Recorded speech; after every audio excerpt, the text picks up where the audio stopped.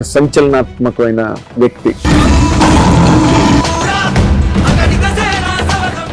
వ్యవస్థలో అతి చిన్న పరమాణు స్థాయి నుంచి ప్రారంభమై అత్యున్నత స్థితికి చేరుకుని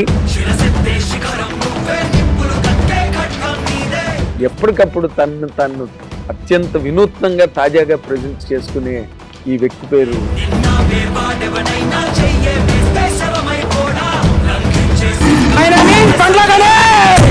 మీరు అసలు సినిమా నిర్మాణం అన్నదానికి మీరు ఎందుకు దూరంగా ఉన్నారు? దూరంగా లేనన్నా అనుకోకుండా దూరం జరిగింది.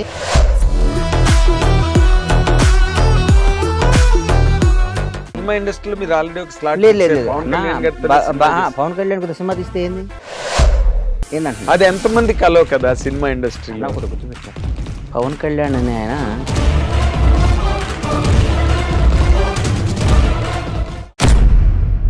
ఇప్పుడు పిల్లలు సక్సెస్ అవని వాళ్ళ గురించి మీరు మాట్లాడుతున్నారు.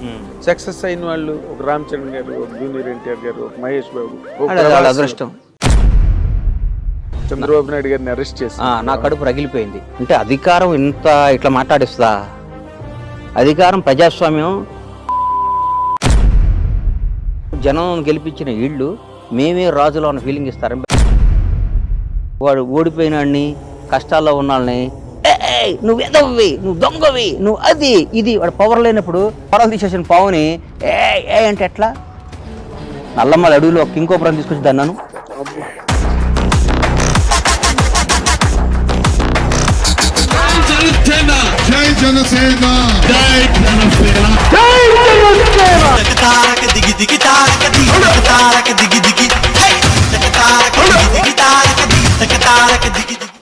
నడిపించాడు ఒకలో దమ్మున్నాడు అయి ఉండాలి.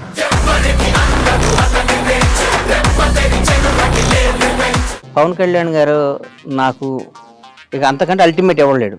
ఆయన జనసేన పార్టీ పెట్టినప్పుడు నాకేమాత్రం మనస్సాక్షి నేను క్వశ్చన్ చేసుకుంటే నేను ఎవరి దగ్గర పనిచేయాలన్నా, ఎవరితో జరగాలి, నిజం చెప్పు. పవన్ కళ్యాణ్ గారు కదా, అన్డౌటెడ్ కదా, దాంట్లో డౌట్ ఇంకేముందా? డౌట్ తేడా ఉందా? ఏం లేదు. నేను ఎందుకు వెళ్ళలేదంటే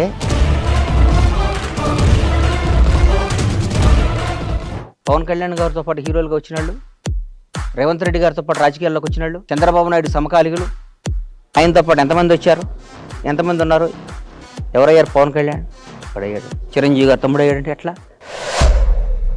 పవన్ కళ్యాణ్ చిరంజీవి గారిని కూడా తలదన్నే స్థాయికి వెళ్ళాడు. నిజంగా మాట్లాడుకోవాలి అంటే నేను మనస్పాటి నాకు పవన్ కాదు. ఇప్పుడు నెక్స్ట్ చిరంజీవి గారికి భారతరత్న అన్న దాని మీదే చర్చలు సినిమా ఇండస్ట్రీలో చాలా వేడిగా వాడిగా జరుగుతున్నాయి. కానీ భారతరత్న మనం గౌరవించుకోవాలంటే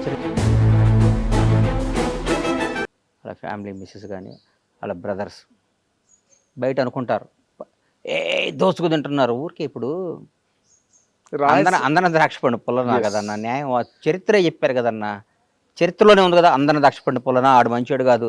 ఎవడ నువ్వు మంచిగా చెడు నీకు ఎట్లా తెలుసు అన్న? నువ్వు చెప్పు, న్యాయం చెప్పు, నువ్వు న్యాయం చెప్పు. ఏ బేస్ మీద నువ్వు చెప్తావు? ఎట్లా చెప్తావు? నువ్వు నా ఫోటో చూసి చెప్తావా? బండ్లా గణేష్ అనేవాడు నీకు పరిచయం లేదు, బండ్లా గణేష్ అనేవాడు నీకు తెలియదు, బండ్లా గణేష్ అనేవాడు ఎవడో గురించే ఎక్కడో విన్నావు. నాకు బండ్లా గణేష్ మీద మంచి అభిప్రాయం లేదండి.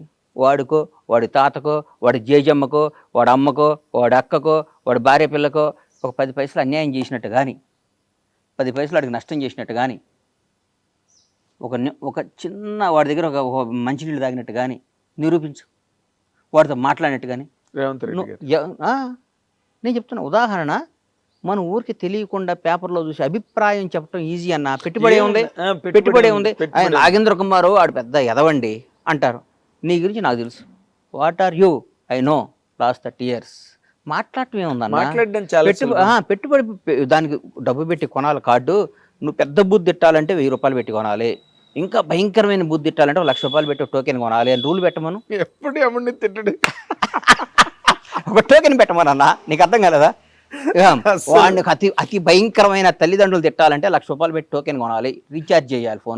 ఫోన్ చేస్తే ఆ బూత్ వల్ల ఛార్జ్ దిగిపోద్ది, కరెంట్ మీటర్కి ఛార్జ్ చేసినట్టు చెగిపోద్ది. మనం తిట్టే బూతుల వల్ల మన బ్యాంక్ బ్యాలెన్స్ తగ్గిద్దని రూల్ పెట్టమని, కట్ అయిపోద్ది అనమాట. ఎవడన్నా తిడతాడా సార్?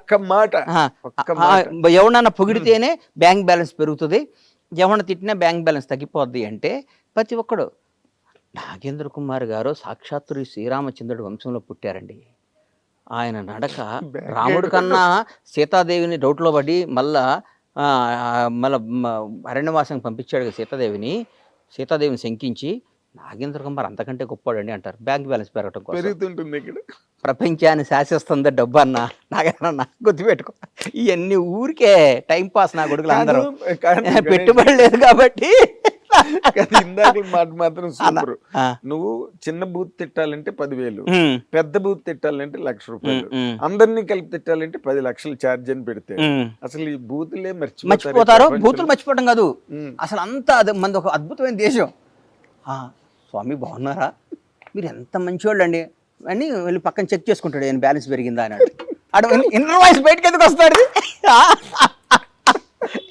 నా కొడుకులు వీళ్ళకి ఏందన్న జీవితం ఏం తెలుసు అన్న. ఒకరిని విమర్శించడం ఈజీ, చాలా ఈజీ. వాడు ఏందండి వాడు అచీవర్ అండి. కాదండి ఇప్పుడు మీరు కాబట్టి అడగడం. ఇప్పుడు చాలా ఈ లౌక్యాలు ఇవన్నీ చాలా అందరిలోని ఉన్నాయి. అందరిలో ఉన్నాయి కాదు, ప్రతి ఒక్కళ్ళు ఉందే ఫస్ట్ లౌక్యం. నా మాటను ఆ లౌక్యం లేనాడే బండ్ల గణేష్. అదే అంటున్నా నేను అన్నయ్య ఒకటి గుర్తుపెట్టుకోనయ్యా, నా మనసుకి ఏది నచ్చితే అది మాట్లాడతా. అవును, నా మనసుకి ఏది ఇష్టమైతే అది మాట్లాడతా. అవును, అవసరమైతే ఈడు నా అనుకున్నాడు కూడా ఎదురు తిరుగుతా. గుర్తుపెట్టుకో, భవిష్యత్తులో అవి కూడా చూస్తాను. ఈడు నా ప్రాణం అనుకున్నాడు కూడా గొడ్డలు ఇప్పేస్తా నాకు నచ్చకపోతే. నా ప్రాణం అనుకున్నాడు కూడా గొడ్డలు ఇప్పేస్తా నాకు నచ్చకపోతే. నా క్యారెక్టర్ అది.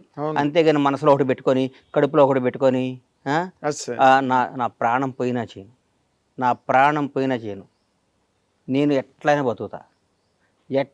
బతుకుతా. ఏ స్థాయిలో బతుకున్నది ఎట్లయినా బతుకుతా. నాకు ఆ నమ్మకం ఉంది. ఎవరిని యాచించకుండా నేను బతికినంతకాలం బతికే శక్తి భగవంతుడు నాకు ఇచ్చాడు. ఆత్మను చంపుకోను, మనసును చంపుకోను, మెహర్బానీ కోసమో, ఒకరిని పొగడటం కోసమో, ఒకరిని అన్నా నువ్వు సూపర్ అంటం కోసం నేను బతకను. నా కోసం, నా కుటుంబం కోసం, నాకు నచ్చిన విధంగా. లౌకిక ప్రపంచంలో ఈ వ్యవహారాలు మీరు ఎలా నడుపుతారండి? వ్యాపారాలు చేస్తున్నారు, సినిమాలు తీయబోతున్నారు, ఎలా కాదు అంటే డైరెక్ట్ గా వెళ్ళి ఇష్టం చేసి మాట్లాడేస్తే తప్పు చేస్తే కూడా నేను పొగడమంటావా ఏంటి? నువ్వు తప్పు చేసావన్నా, నువ్వు నచ్చలేదు, నేను నిన్ను విపరీతంగా ప్రేమించానన్నా, 4-5 సార్లు ప్రేమిస్తా అన్నావు అనుకో, 5వ సారి తీసి నోట్లో పెడతా. నీకు అర్థం కదా? నేను నా ఇచ్చిన ప్రేమ నువ్వు తీసుకోవాలి. తీసుకోకపోతే నేను తీసుకోకపోతే వదిలే, నీ దగ్గర రాను. నీ దగ్గర నేను రానన్నా, రావడానికి ఇష్టపడను. కానీ నువ్వు నన్ను గెలకాలని ప్రయత్నించో, నన్ను ఎక్కడన్నా మాట్లాడేవు అనుకో, నేను బతకనిస్తానా అన్న? నువ్వు ఎవడవైనా కానీ నిన్ను బతకనిస్తానా? అసలు ప్రశ్న లేదు. నిన్ను బతకని సంఘటనలు కూడా నాకు తెలుసు కాబట్టి బతకని నేను అయ్యో నేను ఇష్టపడి గౌరవంతో ప్రేమతో ఉంటా, అంతేగాని భయపడి మాత్రం నా ప్రాణం పోయినా ఉండను ఎవడైనా కానీ. అది నేను అంటుంది సార్. ఇప్పుడు నేను ఎందుకు మాట్లాడుతున్నానంటే, మీరు ఈ మధ్య రోజుల్లో కొంచెం లౌక్యం ప్రదర్శిస్తున్నారేమో అని అనిపించిన సందర్భాలు నాకు 1-2 ఉన్నాయి. అదేంటంటే హిట్ టీవీ యాప్. ఇందులో short news, live news, entertainment shows, movies, digital magazines తో పాటు మీ జిల్లా వార్తలను కూడా ఫ్రీగా చూడొచ్చు. ఇంకెందుకు ఆలస్యం, వెంటనే హిట్ టీవీ యాప్ ని డౌన్లోడ్ చేసుకుని ఫ్రీగా ఎంటర్టైన్మెంట్ పొందండి. Hit TV app. Please download hit TV app. Hit TV app ని ఫ్రీగా డౌన్లోడ్ చేసుకుని ఎంజాయ్ చేయండి. మీకు నచ్చిన ఎంటర్టైన్మెంట్ కోసం హిట్ టీవీ యాప్ ని ఫ్రీగా డౌన్లోడ్ చేసుకుని ఎంజాయ్ చేయండి. హిట్ టీవీ యాప్ ని డౌన్లోడ్ చేసుకుని ఆస్వాదించండి, ఆశీర్వదించండి. ఇంతమంది సెలబ్రిటీలు హిట్ టీవీ యాప్ ని డౌన్లోడ్ చేసుకోండి అని చెప్తున్నారంటే ఎంత మంచి యాప్ ఆలోచించండి. అమెరికాలో చదవాలనుకునే వాళ్ళకి విశ్వసనీయమైన పేరు మన శౌర్య కన్సల్టెన్సీ. UK లో 1 year masters, 2 years work permit up to 5 years visa. Contact Saurya Consultancy. Contact 89851 89851.